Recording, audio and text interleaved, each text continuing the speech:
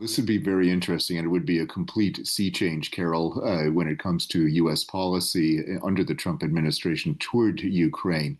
It would be very interesting if the Trump administration all of a sudden gave Ukraine the type of long range weapons that it says it needs in order to achieve, at the very least, a stalemate in the war and a de facto cessation of hostilities, or even potentially reoccupying some of the territory that it's lost to Russia. Well, let's have more now on President Trump's lengthy and contentious speech to the United Nations and his other comments this evening after a whole series of meetings. President Trump, in his speech, did eventually turn his attention to the war in Gaza. He called once again for all the hostages to be released.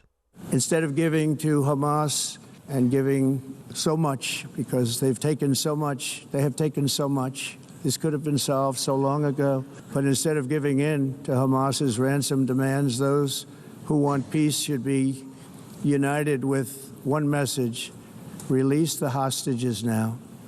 Just release the hostages now. Well, President Trump praised his own record of ending wars and suggested that the United Nations has done little to help. I didn't think of it at the time because I was too busy working to save millions of lives. That is the saving and stopping of these wars. But later I realized that the United Nations wasn't there for us. They weren't there. I thought of it really after the fact, not during these negotiations, which were not easy. That being the case, what is the purpose of the United Nations? Well, President Trump tonight said his next effort is to end the war in Gaza. He's been meeting Arab leaders this evening. And we want to end the war in Gaza. We're going to end it. We're going to end it. Maybe we can end it right now. But they're respected all over the world. They're respected by me in the Oval Office, I can tell you that. They're respected by the United States. And we're here to see if we can get the hostages back and get the war over and get back to life in the Middle East. Well, in her address to the UN General Assembly, the new British Foreign Secretary, Yvette Cooper, explained why Britain and other nations are now recognising a state of Palestine. The UK's historic recognition of the State of Palestine this week is part of our commitment to peace, part of acting to protect the viability of the two-state solution as the only path to a just and lasting peace and to security for Palestinians and Israelis alike. Well, Cedric Leighton is a former US Colonel and a member of the Joint Staff of the Pentagon and joins us now. Good evening to you, Cedric. Good evening, Carol. Oh, well, so many different issues that were raised by President Trump over the last few hours there at the UN. He's been meeting Arab leaders this evening. He talked about how he's going to end the war in Gaza. What do you make of where the US stands on the war in Gaza? Well, this is a very interesting part of this, Carol. Basically, I think what we're looking at here is an acquiescence by the U.S. in many ways of the Israeli position. In other words, whatever Netanyahu wants, Prime Minister of Israel, then Trump, in essence, follows that. That is really not what the UK is doing or what the European nations are doing. And it really points to a rift between what is happening in the EU and with Great Britain and what is happening in the United States vis-a-vis the Gaza problem.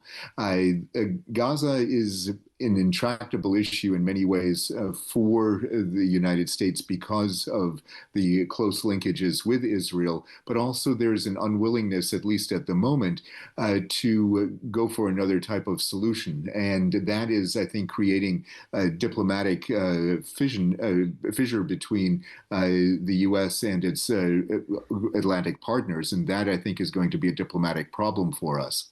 Yeah, I mean, it was interesting to hear President Trump directly addressing the decision by Britain, France, Canada, Australia and others to say that they are going to now recognize a state of Palestine. He said that that was a reward for Hamas, very much echoing exactly what Israel has said about this.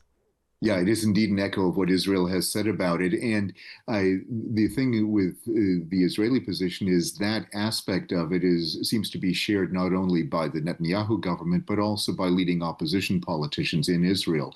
Now, when the other way to see this, though, would be more like what the UK is doing, what the Foreign Secretary has said, and also what French President Emmanuel Macron has said, which in essence is this, that recognizing a Palestinian state is not recognition of Hamas.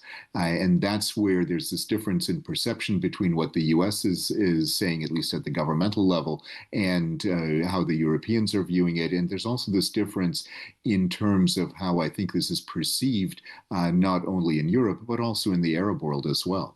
Yeah, and he has been meeting some of those Arab leaders, and they have been stressing. We saw the Emir of Qatar stressing that it is President Trump who is the one person who can make a difference here. But what we seem to be hearing from him tonight is that there is no question of President Trump stepping up the pressure on Israel, which of course is continuing its military offensive in Gaza. Instead, if anything, President Trump seems to be offering some pretty open support to Benjamin Netanyahu. Yeah, that's absolutely the case, Carol. And I think the key thing here is that if red lines were to be drawn, the Emir of Qatar is exactly right, because those red lines can only be drawn by the United States, not because of a specific power that the United States has, but because of its influence over Israel. And I guess that in some ways is a type of power.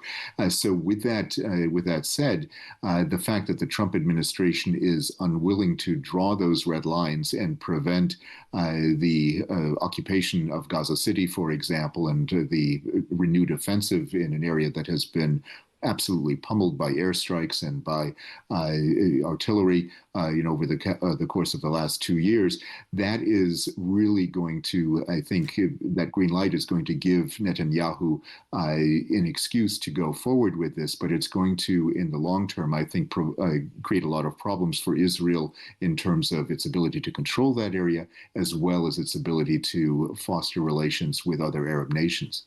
Well, we are going to talk more in a moment about Ukraine, but I would be interested in your thoughts on this. We did hear President Trump saying that he thought that Ukraine could get back all of its territory.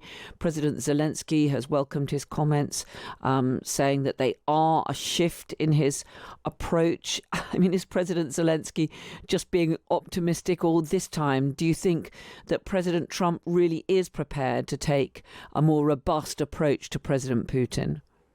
Well, this would be very interesting, and it would be a complete sea change, Carol, when it comes to U.S. policy under the Trump administration toward Ukraine. It would be very interesting if the Trump administration all of a sudden gave Ukraine the type of long-range weapons that it says it needs in order to achieve, at the very least, a stalemate in the war and a de facto cessation of hostilities, or even potentially reoccupying some of the territory that is lost to Russia.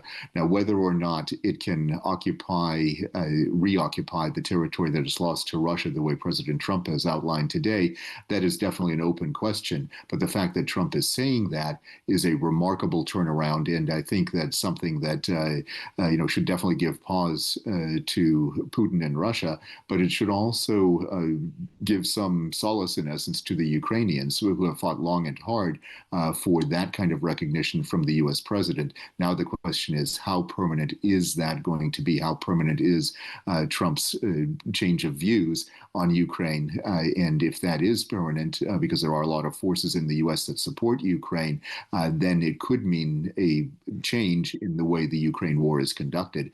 And that could be welcome news for Kyiv. Cedric Leighton, former US Colonel and member of the Joint Staff for the Pentagon. Great to talk to you. Thank you so much for joining.